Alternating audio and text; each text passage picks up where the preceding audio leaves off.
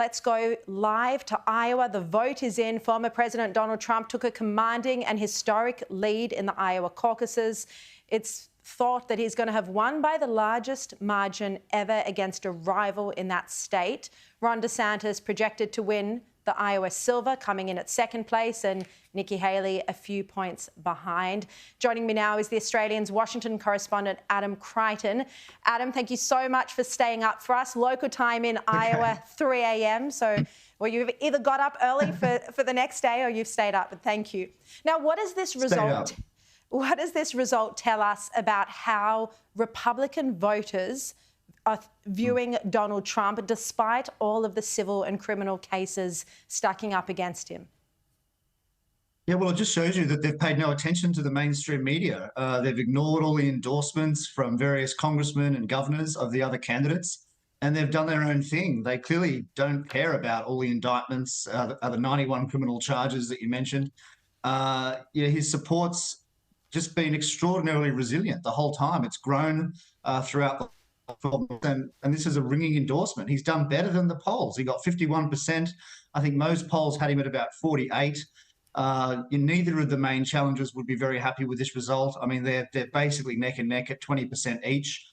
They're clearly going to stay in the race, the others, but you've got to say the former president's position is pretty unassailable at this point. And I think if he wins New Hampshire next week, he's basically got it in the bag. Adam, we saw that Ron DeSantis and Nikki Haley spent a lot of money in Iowa. I mean, reportedly for DeSantis or for Haley, over $100 million. They were basically living there. This is a crushing outcome for both of them. Yeah, look, it just goes to that earlier point that you can spend a lot of money, you can have a lot of debates and so forth, but at the end of the day, people made up their mind. I mean, you're quite right. I think 35 million roughly each was spent by Haley and DeSantis, and I think something like 80 by Donald Trump. And someone worked out cost per vote. It's $340 per vote for Trump and something like $1,800 per vote for the other two. So it's been a very expensive business for the two losing candidates, if you like. And you have to ask, will this continue? Will donors keep forking out millions and millions for a poor performance? And the answer is probably no. I mean, there's no question the other two want to race on because something could happen to Trump. He could be convicted, he could go in jail this year, or there could be a health event. And so I don't expect them to pull out, but certainly the donors may force them to pull out. Yeah. Now, I was watching Fox News earlier today. Karl Rove made the point that it is better that Trump has competition in these caucuses and primaries rather than a free ride to the White House. But is that what we're expecting, that if he wins the Republican nomination, which it looks like it's likely, pending, being thrown in jail, but even then, do we think that it is quite certain that he would be able to defeat Biden at a wider election? Well, look, it's not certain, and it's true. Most Democrats are quite happy with the outcome tonight. Certainly the Biden White House wants Trump to be the opponent. Most Democrat strategists also want that to be the case. Look, we just don't know. Certainly last time Biden won by a significant amount in millions of votes. The question is, can he do it again? I mean, I doubt it personally. I think Trump has a very good shot of winning this year because of the decline of Biden, which is just so obvious to everyone in this country, and also the state of the economy. People are furious about inflation. Sure, the rate's coming down, but it's still 4%. It's still double of what it should be, and prices certainly aren't falling, and people's incomes have not gone up by anywhere near as much. So there's a lot of anger in this country, and also there's a number of wars brewing overseas, which is of great concern. I mean, I was surprised tonight at the little caucus meeting that I went to just outside Des Moines, just how much foreign policy was talked about. I mean, you'd never get that in an Australian situation, but it really does worry people, even in these small communities.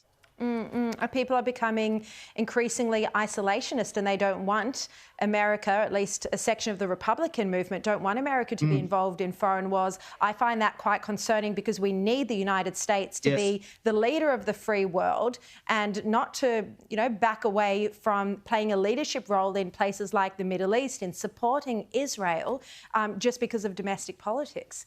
Now, Vivek Ramaswamy... Yes, that's right. We saw that he dropped out of the race. He threw his support behind Donald Trump. Do you think he could play a role in a future Trump presidency? Yeah, well, firstly, I think that's a big help to Trump because he got 8%, I think, something like that, which is quite a lot, really. from a guy no one even heard of over a year ago, and that 8% pretty much is just going to go into Donald Trump's column now. I mean, as for a future role in the administration, yes, I think that's what he's probably angling for, and Donald Trump quite likes him. I think he praised him tonight. He said he's a brilliant guy, and he is a brilliant guy. I mean, if you hear him speak, he's extraordinarily articulate. I mean, he's an absolute genius. I've never really seen anyone like it. So, he could have a role in Donald Trump's cabinet, or, some people say vice president. I seriously doubt that, but certainly some sort of ambassadorial role, yes, for sure.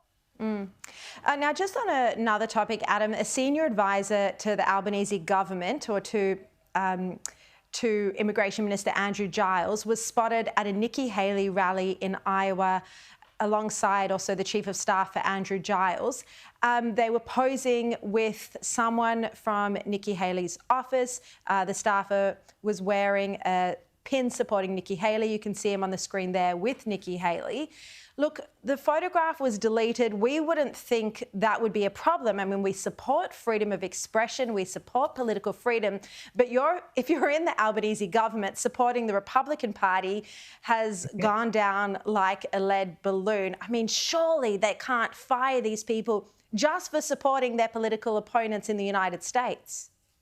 Yeah, certainly. I think it would be crazy to fire them. It was a pretty silly thing to do, obviously, and I'm surprised senior staffers didn't realise that journalists will be looking at their Instagram accounts, their social media accounts. But it's worth pointing out Nikki Haley's foreign policies are not much different from Joe Biden. So in that sense, she's more of a Democrat figure. So I don't really think that they're supporting someone ideologically who's all that different from the Democrats or the Labor Party. So, maybe they should say that back in response. The Republican Party is a very broad church, a lot broader than our political parties.